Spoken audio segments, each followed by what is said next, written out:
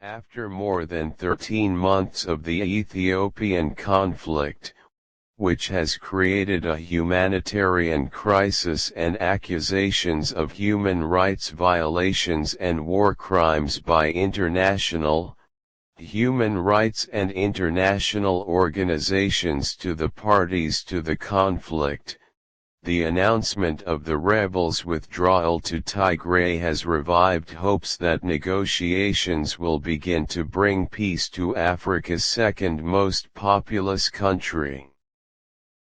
But while the federal forces consider the withdrawal of the Tigray rebels as evidence of their military defeats, the ceasefire remains fragile and the challenges are still great and may resurface.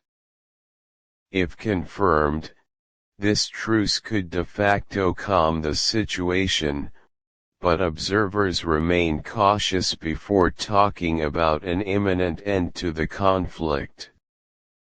The Prime Minister did not make any concessions when his forces were retreating, so why is he doing that now, said Owett Wildmickel, an expert on the Horn of Africa. The TPLF has formally withdrew from neighboring Amhara and Afar, where it has made progress in recent months, to open the door to humanitarian aid and a cessation of hostilities. Until that time, the front had asserted that a withdrawal from the two areas was not on the table. The government had been calling for such a withdrawal as a precondition for negotiations to end the conflict, which began in November 2020. No army withdraws of its own accord, Owett, who works at Canada's Queen's University, told AFP. The Tigray forces were forced into this, and the federal government and its allies know this. The air battle was always in favor of the federal army, even when the Tigray People's Liberation Front seemed to control the conflict, and confirmed that it was now about 200 kilometers from the capital, Addis Ababa. Unlike the rebels, the Ethiopian army has armed combat and drones that have bombed Tigray in recent months. In particular, Ethiopia signed a military cooperation agreement with Turkey in August. Owett said, Addis Ababa's massive deployment of combat drones was crucial in obstructing mechanized operations and the movement of the Tigray rebels' mechanisms.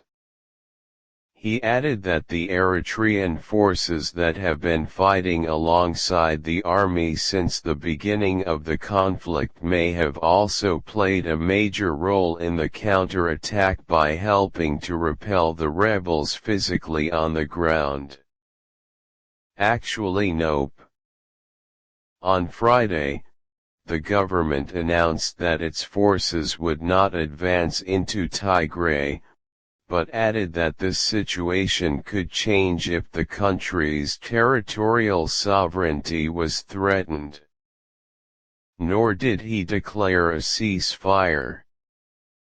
The Tigray People's Liberation Front, as part of a coalition it dominated, ruled Ethiopia for nearly 30 years with an iron fist, until Abiy Ahmed came to power in 2018.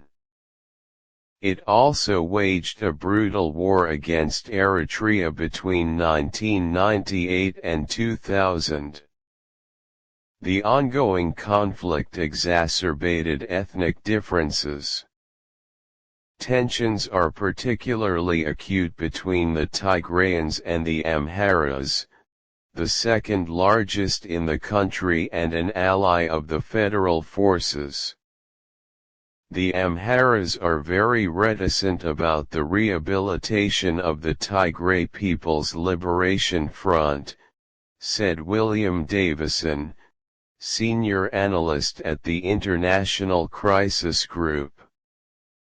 He added that the western region of Tigray, which is claimed by the Tigrayans and the Amhara, but occupied by the Amharas since the beginning of the war, will likely constitute one of the main sticking points if negotiations take place.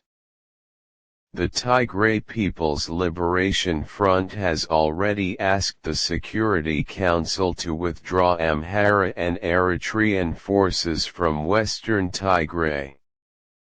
Eritrea and Amhara all view the Tigray People's Liberation Front as an existential threat, Davison said. Despite the obstacles, a pause in fighting can provide an opportunity for dialogue in the face of a war that has killed thousands and caused a profound humanitarian crisis.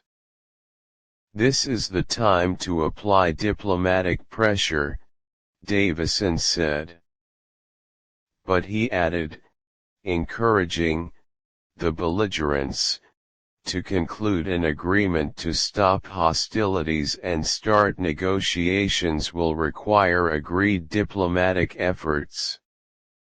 In addition, international mediation efforts could fail if they do not include Eritrea and its leader, Isaias Afwerki, according to Owett.